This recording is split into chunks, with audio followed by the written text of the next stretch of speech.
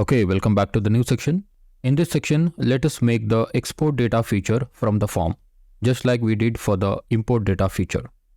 So we'll be making an export data form.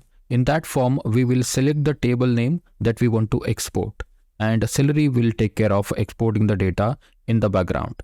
Okay, so once the data export is completed, Celery will also send an email with the attachment so that the user can download the exported file. So this is our requirement for this section. All right. So first of all, let's create the URL pattern for exporting the data. So I have closed all the files. This is my project structure. So here I'll go to AWD main and go to urls.py.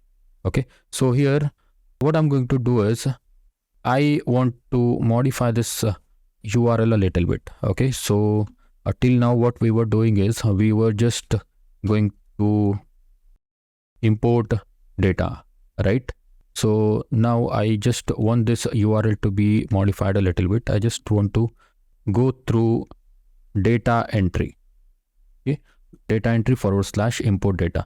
See, similarly, I'll create another URL pattern. This is export data. Okay, like this I will follow. Okay, so for that I just have to make one simple changes to my urls.py, which is in the project directory AWD main. So here instead of empty string, I'll simply say data entry. Okay, data entry /. So whatever request will come to data entry will be forwarded to data entry.urls, which is inside this data entry. Okay, so this is the data entry app. So it will be forwarded to data entry urls.py. Okay, so here I have import data, and I will also create another path, which is export data. Okay, so export data path and views.export data, and the name will be export data. And you see the errors, but don't worry, it is because we have not created the export data function. Okay, before that you just save this file as well. Okay, so this is just saying that whatever request will come to this data entry, then we are forwarding that request to data entry urls.py. Okay, so here we have import data and export data path. All right, so in this views.py, we will create a new function, define export data. It will take a request.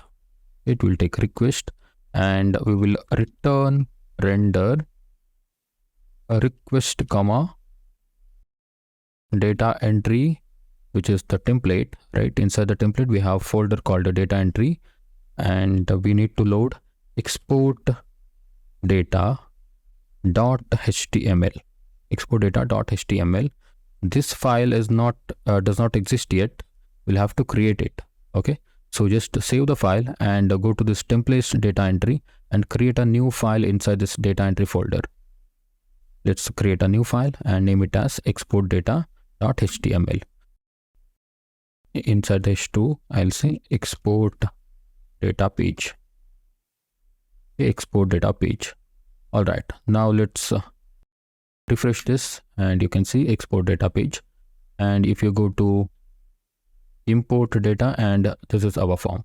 Okay, so instead of writing it from the address bar again and again, then what we can do, in the home page we will give one link.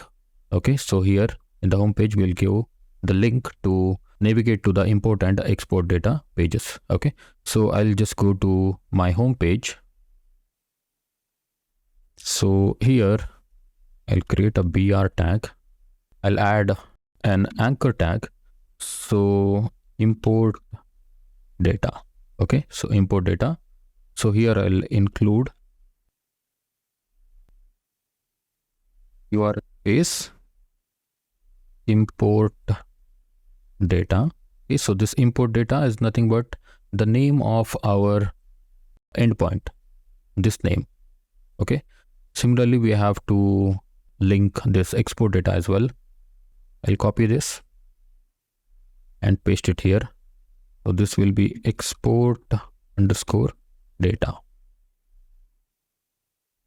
Okay, refresh and you can see it. This is okay. So here I need to change export This will be import and export data and export data. Okay, so this is import data and this is export data.